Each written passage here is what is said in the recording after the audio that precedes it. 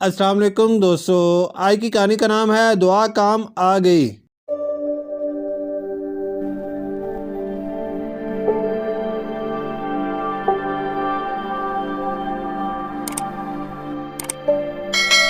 رات کے 9 بجے تھے۔ روبی گھر کے سارے کام کر کے فارغ ہو چکی تھی۔ وہ سوچ رہی تھی کہ کچھ دیر کے لیے پڑھ بھی لیا جائے، کیونکہ کچھ دنوں کے بعد اس کے امتحانات شروع ہو رہے تھے۔ سب بچے پڑھائی میں مشغول تھے اور وہ تمام مصروفیات کی وجہ سے پڑھائی کی طرف توجہ نہیں دے رہی تھی۔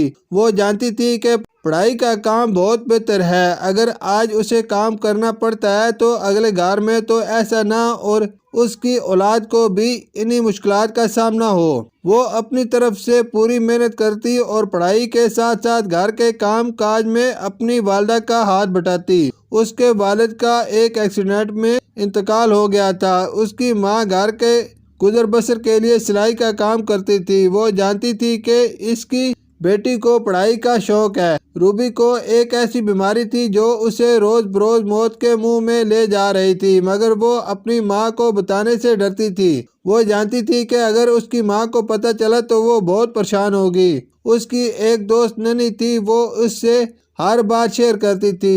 اس نے ننی کو بتا رکھا تھا روبی اس کی بہترین دوست تھی۔ روبی نے اس سے پوچھنے کی کوشش کی تھی تو ننی بولی کہ میری مدد کرو، میری امی کی طبیعت بہت خراب ہے۔ روبی جلدی سے گھر گئی اور ماں کو بتا کر ننی کے گھر چلی گئی۔ اس نے دیکھا کہ اس کی والدہ چارپائی پر لیٹی تڑپ رہی ہیں۔ کچھ دیر بعد ہی ان کی روح پرواز کر گئی۔ ننی رونے لگی۔ روبی اس کو دلاسا دینے لگی۔ ابھی چند دن گزرے تھے کہ ننی روبی کے گھر آئی اور بولی کہ تم اپنا علاج کراؤ گی کہ نہیں، ورنہ مجھے تم سے بھی ہاتھ دھونا پڑے۔ روبی بولی نہیں، میں اتنی امیر کہاں کہ بڑے بڑے ہسپتالوں میں علاج کروا سکوں، تو کیا ہوا، میں ہوں نا۔ اس نے بتایا کہ وہ اسکول نہ آ رہی تھی تو ماں سے ضد کر رہی تھی کہ روبی کے علاج کے لیے کچھ کریں۔ جب ماں فوت ہوئی تو روبی کے علاج کے لیے پیسے اور خرچ چھوڑ گئی تھی اور یوں اس کا علاج شروع ہو گیا۔ اس کی والدہ اس کے لیے دعا کرنے